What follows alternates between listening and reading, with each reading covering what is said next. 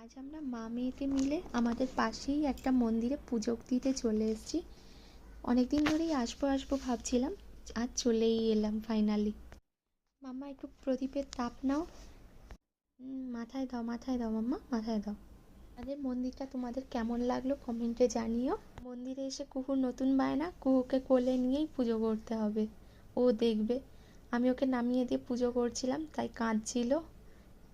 তারপর ওর কিছু ছবি তুলে নিলাম।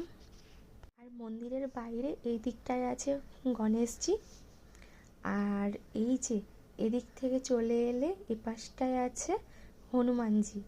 আর হনুমানজির ঠিক উল্টো দিকেই আছে একটা শিব মন্দির।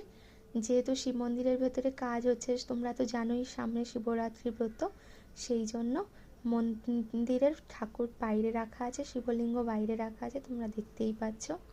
আমি এদিকে তোমাদের ক্যামেরা করে মন্দিরটা দেখাচ্ছি, আর ওদিকে দেখো ঘুঘু চারদিক ঘুরে ঘুরে চলছে, ও মন্দির প্রদক্ষিণ করছে।